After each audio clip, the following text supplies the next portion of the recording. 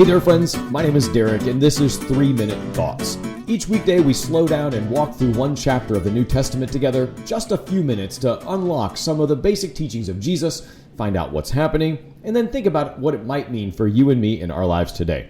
Today, we're going to jump into Luke chapter 13, and this chapter circles around a question people still wrestle with today. Why do bad things happen? Notice I didn't finish the sentence the way you thought. Why do bad things happen to good people? Because that's the wrong question. Just why do bad things happen in general? The chapter opens with people bringing Jesus a disturbing news story. Pilate had killed some Galileans while they were offering sacrifices. In other words, innocent people caught up in violence. And the assumption behind the question is one people still have today. Did they do something to deserve it? Why do bad things happen? Jesus pushes back on that idea. He basically says, no, they didn't do something to deserve it. They weren't worse sinners than anyone else. Then he mentions another tragedy, a tower collapsing and killing 18 people. Again, the same answer. It wasn't because they were uniquely guilty. Instead, Jesus shifts the focus. Rather than speculating about why tragedy happens to others, he invites people to examine their own lives.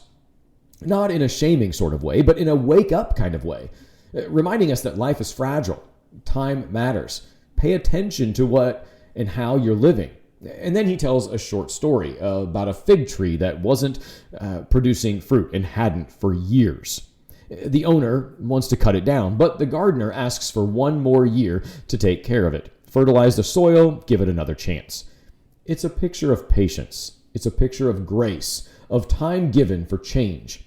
After that, Jesus heals a woman who had been bent over for 18 years. But it happens on the Sabbath yet again, and the religious leader objects. Once again, the pattern shows up. Someone's life has been restored, and yet the focus shifts to rule breaking instead of great healing. Jesus calls that out directly in this one. Compassion should never lose to technicalities. Then he gives two small images about the kingdom of God.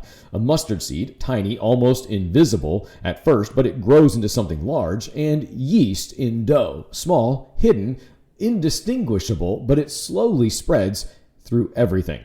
In other words, God's work often begins quietly and grows over time. Finally, the chapter ends with Jesus looking toward Jerusalem and grieving over that city. He says something that feels deeply personal. He longed to gather the people the way a hen gathers her chicks under her wings, but they were unwilling. It's a moment of sorrow, not anger. It's heartbreaking. And maybe that's one of the most revealing things about Jesus in this chapter. The invitation is always there, but people still have to choose whether they're going to receive it. Here's our reflection. Life is unpredictable, tragedy happens, and none of us get unlimited time. But Luke 13 reminds us, as long as today exists, change is still possible. Be well, friends.